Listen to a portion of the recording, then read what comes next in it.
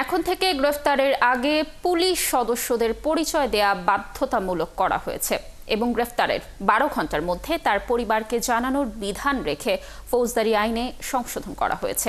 এমনকি ৫৪ ধারায় কাউকে সন্দেহজনকভাবে আটকের সময় পুলিশ কর্মকর্তাকে সন্দেহের কারণ লিখিতভাবে দিতে হবে।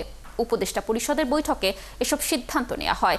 এছাড়া স্থানীয় নির্বাচনে দলীয় প্রতীক বাতিল ও পে স্কেলের কমিশন গঠনেরও সিদ্ধান্ত হয় বৈঠকে। আরও জানাচ্ছেন মোহন ইসলাম।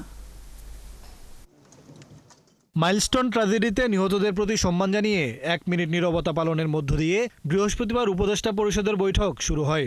বৈঠকে ট্র্যাজেডিতে নিহত মাইলস্টোন স্কুলের ২ শিক্ষককে রাষ্ট্রীয় সম্মাননা জানানোর সিদ্ধান্ত হয়।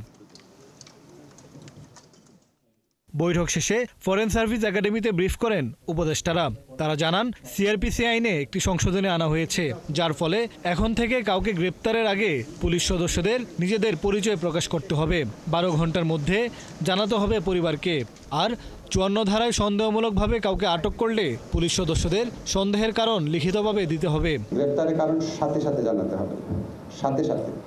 আর গ্রেপ্তারকৃত ব্যক্তির পরিবার, বন্ধুবান্ধব বা লয়ারের সাথে যোগাযোগ করতে হবে ১২ ঘন্টার মধ্যে, যত তাড়াতাড়ি সম্ভব ১২ ঘন্টার মধ্যে। এখন অত্যন্ত যৌক্তিক যে সবই তো আইন আছে, সংবিধান আছে, প্রতিপালন হয় না, তারপর আসলে কি ব্যবস্থা নেওয়া হয়। আমরা আইনের মধ্যে একটা ব্যবস্থা রেখেছি, বিচার বিভাগীয় একটা ওভারসাইট থাকবে। বৈঠকে স্থানীয় নির্বাচনের প্রতীক বাতিলের সিদ্ধান্ত হয়েছে। সংসদের আগে স্থানীয় নির্বাচন অনুষ্ঠানের সিদ্ধান্ত রাজনৈতিক দলগুলোর উপর নির্ভর করে বলে জানান উপদেষ্টা আসিফ মাহমুদ। নির্বাচনের বিষয়টা আপনারা জানেন, এটা জাতীয় ঐক্যমত্যের বিষয়। রাজনৈতিক দলগুলোর ঐক্যমত্য এবং হলে এই বিষয়ে স্থানীয় সরকার নির্বাচন জাতীয় নির্বাচনের আগে হতে পারে।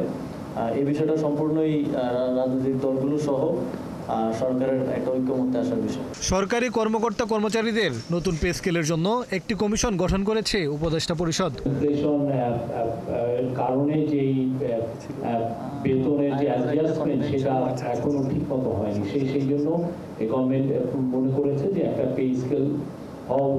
এদিকে গোপালগঞ্জের ঘটনায় একটি তদন্ত কমিশন গঠন করেছে সরকার। আগামী ৩ সপ্তাহের মধ্যে কমিটি প্রতিবেদন জমা দেবে। মোহন ইসলাম, ৭১, ঢাকা।